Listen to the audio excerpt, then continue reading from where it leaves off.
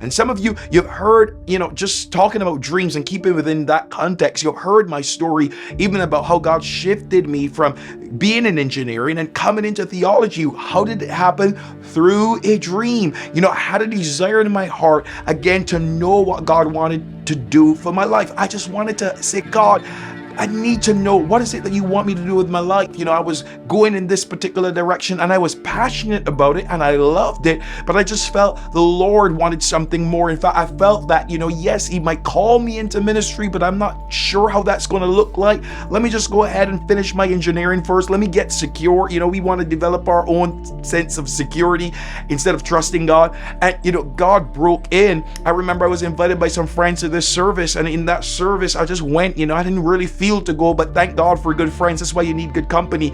Again, who encouraged me, come, let's go down this. A visiting pastor from Boston, an apostle actually, and he was there ministering as we went into the meeting, and he began to prophesy over different individuals. He never prophesied over me specifically, but the presence of God was just so strong in the room. I was just there on my knees, bowing before the Lord, worshiping him, and God began to speak to my heart saying, son, I'm about to rearrange some things in your life. And I remember going into that place where, I was like, okay, God, whatever that looks like, I'm ready for it. It's like, Mary, be it unto me according to your word. And that same night I went to bed and I had a dream that night.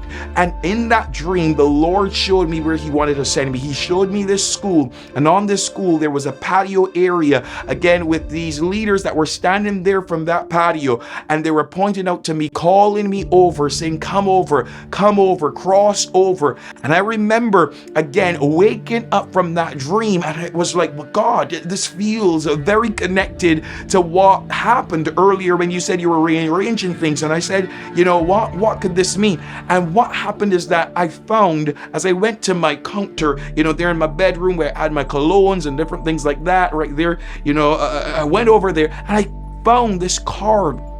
And this card was given to me. It was a business card, and it was given to me by a prophet that had ministered very much so in the early days of the church that I connected with. He had visited, they were in their early days. The church had just launched in that year, and he had visited that same time in 1999. And I remember being there in that service, and again, I was so impacted by his ministry and by his flow as a prophet of God.